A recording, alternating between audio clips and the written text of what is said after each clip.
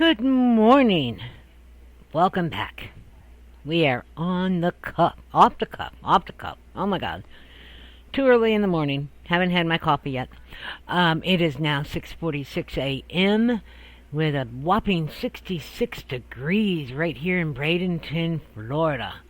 Says it's mostly clear. Not sure how this day is going to turn. I haven't looked at the Weather Channel yet.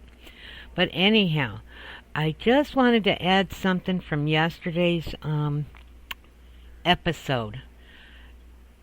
After I went to the deposition the following day, the dude that got himself into trouble came and thanked me for, talking to the attorney. And I looked at him and I thought, why is he thanking me? Because I didn't do him any favors. In fact, I don't think I did him anything good at all. I didn't want to be there. I had no reason to be there. Again, all hearsay. But he thanked me. I told him, don't thank me. I had to go. If I didn't show up, I would have been in jail. So, keep your thank yous to yourself. And I said, I don't want to go through this again. Well, I would appreciate it if you would back me up. Nope, no, we're not going to go through that again. No, but here I am again. We're going to go sometime next week. I'll let you know how that turns out. Okay? So, we're going to go on to a different subject today. I was just thinking about something yesterday that happened when I was a kid. I was raised with my 3 brothers and 2 sisters out in a little community outside of Marcellus, New York. I know I got a couple of friends that know exactly where I'm talking about.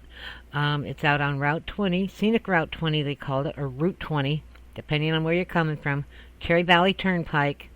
We know where that is. Very beautiful countryside. It was my grandfather's farm. And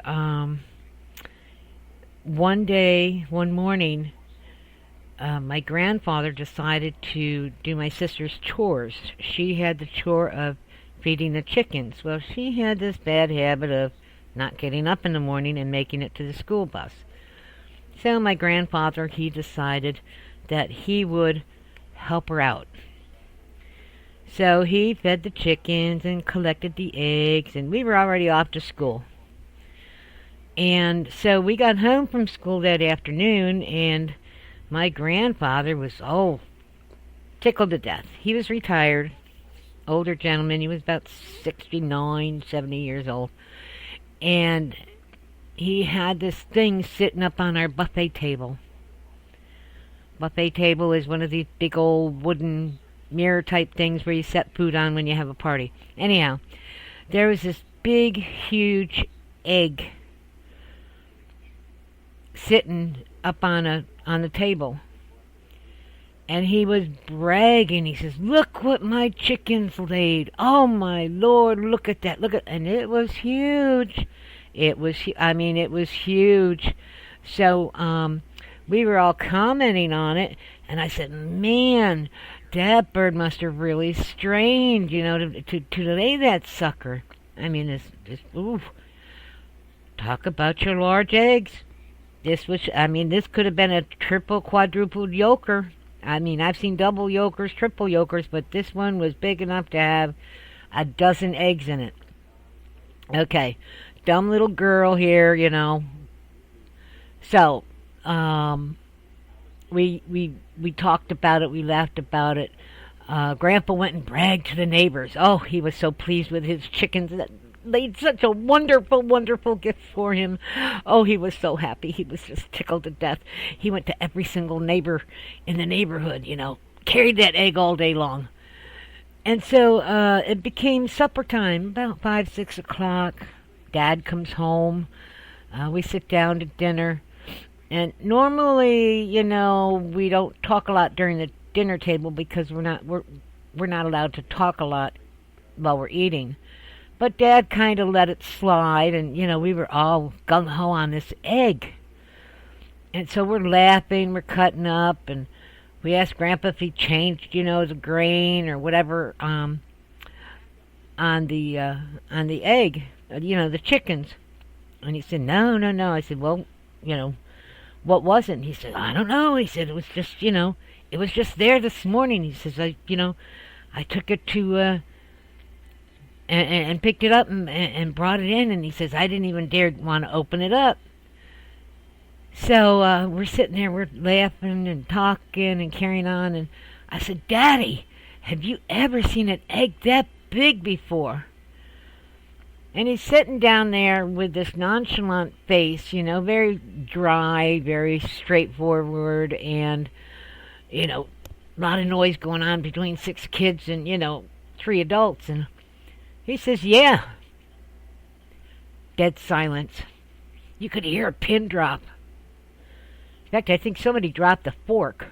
But anyhow, didn't hear a word.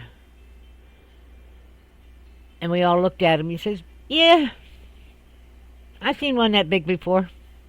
Sure. I looked at him. I said, what do you mean, Dad? He says, looks like the one I put in the chicken coop last night. And I looked at him. My grandfather looked at him. I fell off my seat laughing. I couldn't believe it. I mean, it was just so funny. And I almost wet myself. I did. I almost wet myself when I heard that.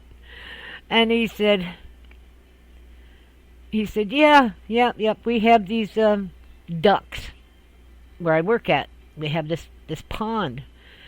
And so they laid these eggs. And he says, I brought it home last night. But,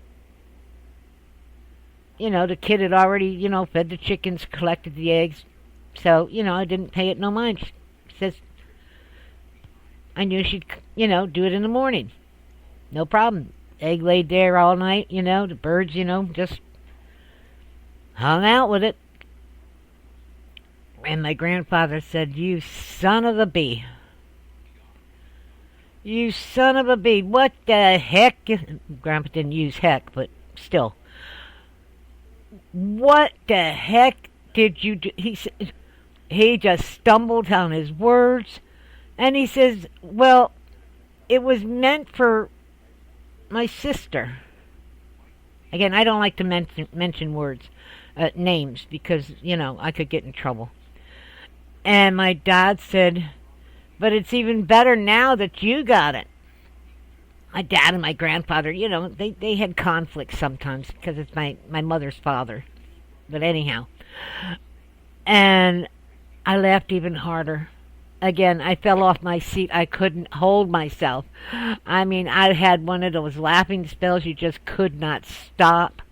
You had to just keep laughing and laughing and laughing. And I'm listening to my grandfather, and he says, you son of a bee. He says, I went to every single neighbor and showed them that egg. I showed them all. He says, now you have embarrassed me. He said, Glenn, meaning my grandfather, he says, you're the damn farmer. You couldn't tell a hen egg from a goose egg? Who's the SOB?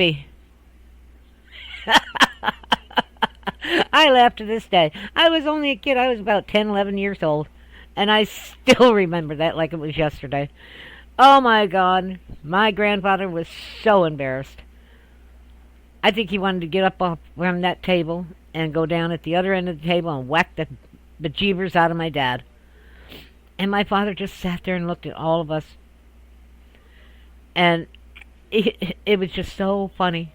So funny.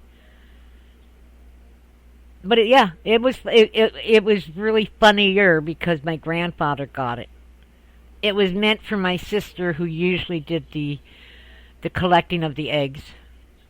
But it was meant for her. It was meant for her. It was just so funny. I still laugh. I don't wet myself, but it was just so funny. But there's just so many times that there's a funny thing that goes on back in the day. And my grandfather, I think, was the brunt of it a lot of times. Is, I loved that man. He would tell stories. He would tell stories, and when he got older, it was sad because he would forget things. He would really forget things. I had moved away, and I guess maybe I didn't visit often enough. And I miss him to this day. He passed away in 1989. He was 89 years old when he passed away, and it was around Thanksgiving. So Thanksgiving is really a very sad time of year for me. I still celebrate Thanksgiving, but it's very solemn for me. But it got to the point where he didn't remember who I was. And so I went to visit him one day, and I lived in Delaware at the time. And I sat and talked to him, and for a moment he remembered who I was. He remembered. And then the next moment he says, "I have a granddaughter." And I said, "Yeah, Grandpa, I'm your granddaughter." "Oh, what's your name?" I said, "Grandpa, it's Cindy." He says, "Oh, I have a granddaughter by the name of Cindy. I think she lives in Delaware." And it just kind of surprised me that, as you get older, you have a tendency to go back to either forgetting or go back to where you don't remember where you're at or who you are or who your family is. And that was kind of hurtful at that time. It was sad, but I knew what he was going through. I mean, I had been warned, but it still hurt. It still hurt. And I missed him. I miss him still. I mean, he died over 30 years ago, maybe 70, 1989. This is 2023. So, yeah, quite a while ago. But I can still picture him in my mind. He had that pipe. And when he passed away, I went to the funeral. I came home and I went to the funeral. Took me 8 hours from Delaware to New York to see him. And I fell asleep.